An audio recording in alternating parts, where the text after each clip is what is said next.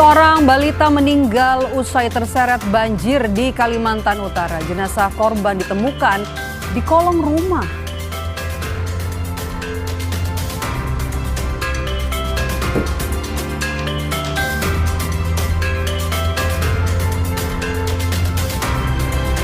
Unggahan alumni penerima beasiswa Lembaga Pengelola Dana Pendidikan atau LPDP berbuntut panjang. Hasil analisis LPDP mengungkap ada lebih dari 600 penerima beasiswa yang diduga melanggar kewajiban pengabdian di dalam negeri.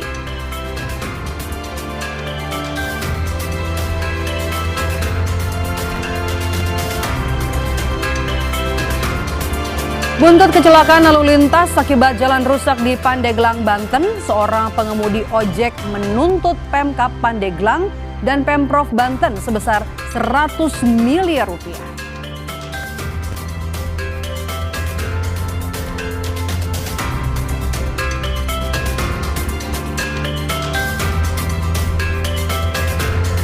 Halo saudara, kita jumpa lagi dalam program Indonesia Update. Selain 3 sorotan utama tadi, kami juga punya sejumlah berita lainnya dari seluruh penjuru tanah air dalam Indonesia Update selama 30 menit ke depan. Bersama saya Maidop Elfrina di Kompas TV, independen, terpercaya.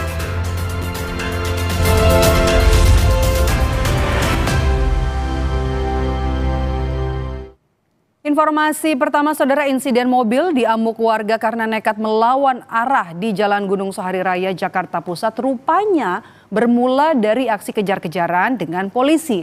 Pengemudi yang sedang membawa pasangannya mengaku panik saat dikejar polisi karena tidak punya SIM dan STNK.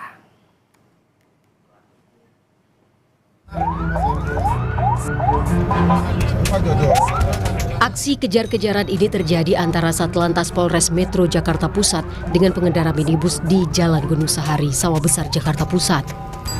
Meski sudah dikejar dan diberi peringatan, pengendara minibus tetap tak mau berhenti. Ia bahkan terus melaju dengan kecepatan tinggi dan berupaya memutar balik untuk kembali melawan arah. Polisi yang berupaya menghentikan pengendara mendapat bantuan dari pengendara lain yang berada di lokasi. Seakan tak berniat berhenti, pengendara yang sudah terpojok tetap berupaya melarikan diri dengan menabrak sejumlah motor dan mobil. Tak terkecuali mobil polisi. Mobil minibus itu rusak parah di amuk massa. Polisi menahan pengendara dan teman wanitanya. Direktur Lalu Lintas Polda Metro Jaya bilang, dari hasil pemeriksaan plat nomor kendaraan yang digunakan pengendara diduga palsu. Pengendara diduga berupaya kabur karena takut ditangkap polisi. Pelanggar ini melawan arus, masih dalam kecepatan tinggi dan terus diikuti oleh petugas dengan memberikan tanda isyarat agar pengendara lain berhati-hati mengingat ada perilaku pengendara yang berugalan. Di jalur yang sama ini tentu sangat-sangat mengancam keselamatan pengguna jalan lain. Kembali memutar arah di jalur yang sama, nah di sanalah terjadi peristiwa mengingat dari arah yang berlawanan atau dari arah Senen menuju pintu besi itu sudah kendaraan lain juga ikut mengarah ke jalur arah utara. Pelaku asal Surabaya, Jawa Timur itu mengaku panik saat akan diberhentikan polisi. Alasannya, ia tidak memiliki surat izin mengemudi dan STNK. Karena saya nggak bawa SIM, nggak punya SIM sama nggak bawa STNK. Karena mau lanjut ke Ancol, terus malah udah gitu. Nah, ketika lawan arah dikejar-kejar warga itu masa itu kenapa nggak berhenti gitu, malah langsung jalan terus? Karena udah lawan arah Pak, lawan arah udah nggak bisa berhenti. Terus karena panik atau apa? Panik banget. Kini polisi masih melanjutkan pemeriksaan terhadap pengemudi dan kendaraannya, termasuk akan melakukan tes urin terhadap pengendara. Iksan Apriansyah, Kompas TV, Jakarta. Kita ke sorotan kami lainnya, saudara. Seorang balita di Desa Malinau, Kota Kabupaten Malinau, Kalimantan Utara meninggal usai terseret arus banjir. Jenazah korban ditemukan di kolong rumah.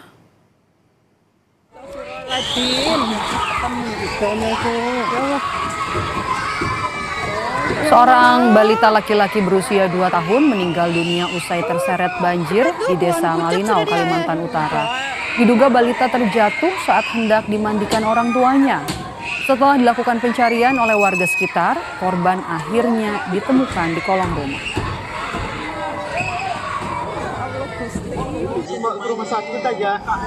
Orang tuanya akan memandikan anak tersebut. Pada saat orang tuanya masuk ke WC untuk mengambil air, untuk dicampuri dengan air panas. Nah, mamanya keluar, ternyata anak itu sudah tidak ada lagi karena pintu dapur, informasi yang saya dapat itu terbuka. Hujan dengan intensitas tinggi selama sepekan terakhir membuat sungai di Malinau meluap. Akibatnya sejumlah wilayah permukiman di Kabupaten Malinau, Kalimantan Utara terendam banjir. Ketinggian banjir bervariasi mulai dari 10 hingga 40 cm. Meski demikian, kegiatan perkantoran dan sekolah masih berlangsung.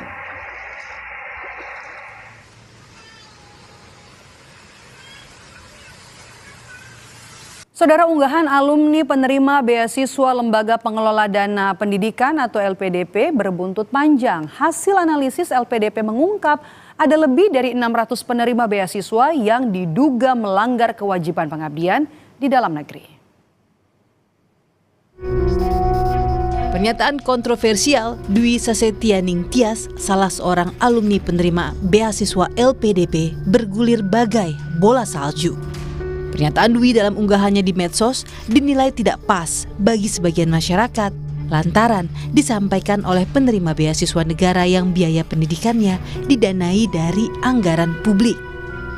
Buntut dari pernyataan itu, Direktur Utama LPDP Sudarto menyebut pihaknya selama ini sudah melakukan pendataan. Per 31 Januari 2026, ada 600 penerima beasiswa LPDP yang terindikasi melakukan pelanggaran kewajiban pengabdian di dalam negeri. 8 orang alumni dikenakan sanksi kewajiban pengembalian dana, sementara 36 lainnya dalam proses lebih lanjut. Dirut LPDP juga tengah mempertimbangkan untuk menampilkan nama alumni yang belum menyelesaikan tanggung jawabnya di laman resmi LPDP sebagai bentuk transparansi penggunaan pajak rakyat. Kami sudah tahu, ya, tapi terus terang kami agak pelan-pelan baru menyelesaikan yang 8 tadi. Dari sekian itu mungkin ada 44 ya, termasuk yang bersangkutan itu baru kita menyelesaikan 8. Tapi ini dengan momentum ini kami akan mempercepat prosesnya. Kami juga selagi memikirkan ini, teman-teman ini awas juga teman-teman alumni itu. Kami lagi memikirkan juga, mempertimbangkan untuk menaruh teman-teman nama anak-anak yang tidak patuh itu di dalam websitenya LPDP. Ini lagi kami pikirkan tuh. Aku nggak mengatakan nemeng and semeng lo ya. Tapi sekali lagi ini kan lu pakai duit pajak, ya kan? LPDP. Artinya ya wajar lah itu, wajar lah. Jadi ini lagi kita pertimbangkan. Kini, LPDP tengah memperbaiki kriteria pengabdian bagi penerima beasiswa, sekaligus perbaikan syarat agar setiap alumni bisa memberikan dampak nyata bagi rakyat Indonesia. Tim Liputan Kompas TV. Jangan beranjak dari layar Kompas TV, saudara. Usai jeda, Indonesia Update kembali dengan informasi buntut kecelakaan akibat jalan rusak di Pandeglang, Banten. Seorang pengemudi ojek menuntut Pemkab Pandeglang dan Pemprov Banten sebesar 100 miliar rupiah. Sebelumnya, korban terancam jadi tersangka.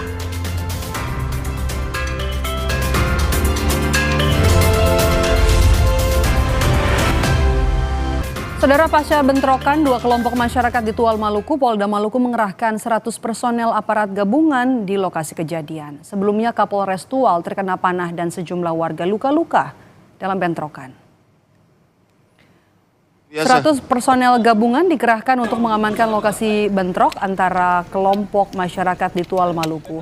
Ratusan personel ditempatkan di sejumlah titik rawan untuk meminimalkan potensi konflik susulan. Sebelumnya ketegangan antara kelompok warga di Desa Fiditan, Kota Tual Maluku terjadi pada Selasa malam berubah mencekam. Kapolres Tual yang mencoba melerai kemudian terkena anak panah di bagian kaki. Kapolres pun langsung dibawa ke rumah sakit untuk mendapatkan penanganan medis. Izin senior Kapolres kena panah. Di lokasi perbatasan antara kedua desa sudah dilakukan pos pengamanan gabungan yang terdiri dari gabungan TNI dan Polri dengan total jumlah personil yang melakukan pengamanan gabungan ini sebanyak kurang lebih 100 orang. Dan situasi sampai saat ini sudah kondusif. Saudara, tewasnya pelajar di Tual oleh anggota BRIMOB memicu kemarahan masyarakat di sejumlah daerah. Kasus ini sekaligus menambah daftar kelam penyalahgunaan kewenangan di institusi Polri. Janji reformasi Polri pun kini dipertanyakan.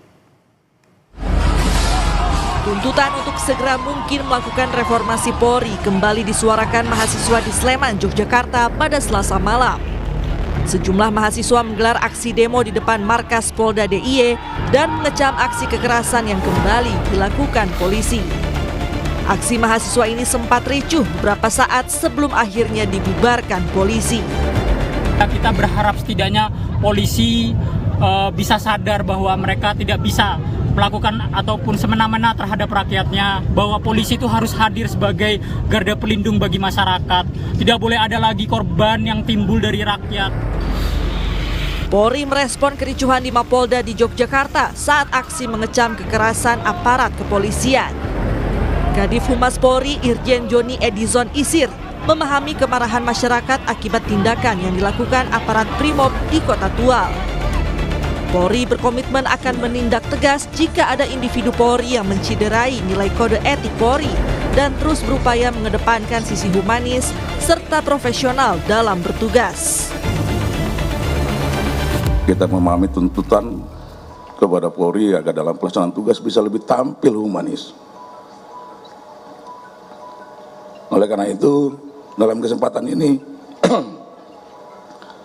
kami menyadari masih ada perilaku-perilaku, tindakan-tindakan individu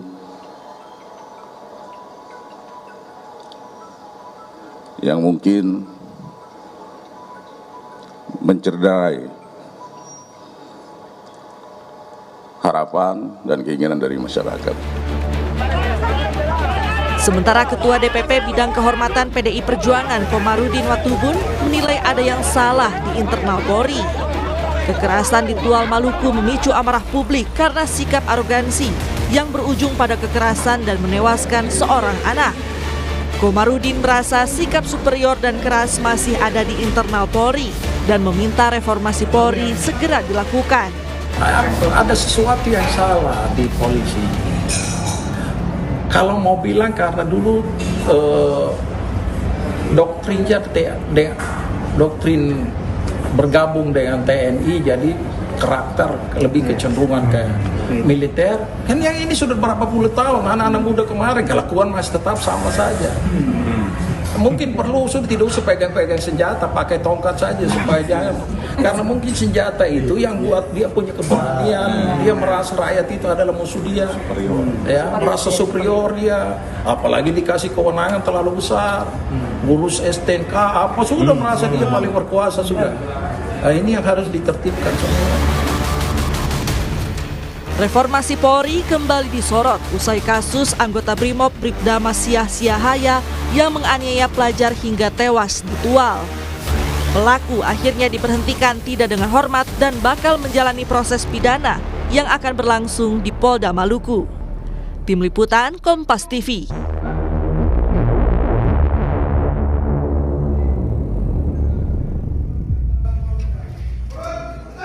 Kita ke berita lainnya, saudara. Buntut kecelakaan lalu lintas akibat jalan rusak di Pandeglang, Banten, seorang pengemudi ojek menuntut Pemkab Pandeglang dan Pemprov Banten sebesar 100 miliar rupiah.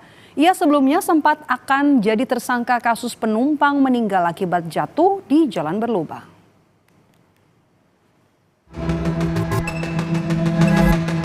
Kasus bocah penumpang ojek meninggal usai jatuh karena jalan rusak masih belum usai. Tukang ojek yang sempat diperiksa Polres Pandeglang menggugat Pemprov Banten dan Pemkab Pandeglang sebesar 100 miliar rupiah. Al-Amin Maksum yang membawa anak sekolah luka berat usai terjatuh di jalan berlubang di Jalan Raya Labuan Pandeglang, tepatnya di Kampung Gardu Tanjak, Kecamatan Pandeglang, Banten. Nantinya uang tuntutan akan diserahkan kepada korban kecelakaan akibat jalan rusak di Provinsi Banten. Tujuan gugatan kami ajukan ini adalah untuk menuntut ganti kerugian sebesar 100 miliar kepada pemerintah. Tujuannya untuk uang itu nanti diserahkan kepada korban-korban kecelakaan yang sudah terjadi di Pandeglang di Banten, dan uang itu akan dibangun untuk jalan raya yang bolong dan rusak. Tujuannya seperti itu. Nah, ini Pak Amin sudah mendaftarkan gugatannya untuk menuntut hak karena beliau menjadi korban kecelakaan. Ini sudah didaftarkan terregister seperti itu. Pemerintah Kabupaten Pandeglang telah menerima informasi mengenai gugatan ke Pengadilan Negeri Pandeglang. Pemkab Pandeglang akan mengikuti proses hukum serta menyiapkan penjelasan gambaran masalah versi pemerintah daerah. Gugatan dinilai hak demokrasi masyarakat untuk memperjuangkan haknya.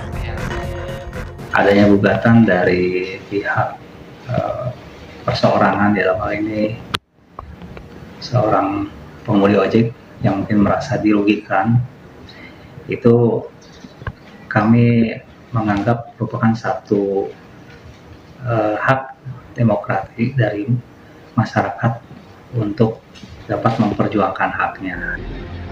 Jalan pemerintah Provinsi Banten rusak dan berlubang, bahkan menyebabkan korban jiwa seorang anak sekolah dasar berusia 11 tahun pada 27 Januari 2026. Pengemudi ojek pangkalan yang membawa anak sekolah alami luka berat dan sempat jadi sorotan karena disebut-sebut terancam ditetapkan sebagai tersangka. Yuda Dwi Taruna, Kompas TV, Pandeglang, Banten. Pemprov Sumatera Selatan menggelar pelepasan jenazah mantan Gubernur Sumsel Alex Nurdin secara kedinasan. Upacara digelar sebagai bentuk penghormatan atas jasa almarhum selama 2 periode memimpin.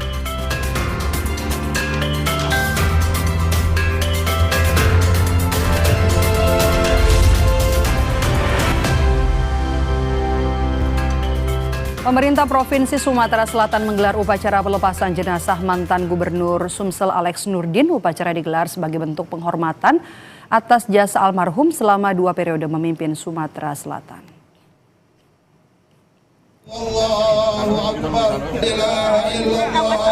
Setelah didoakan, jenazah Alex Nurdin diserahkan ke Pemprov Sumatera Selatan untuk dilepas secara kedinasan. Upacara pelepasan digelar sebagai bentuk penghormatan Pemprov Sumsel atas pengabdian almarhum selama 10 tahun untuk masyarakat.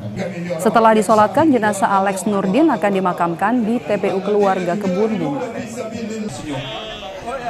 Tokoh yang luar biasa.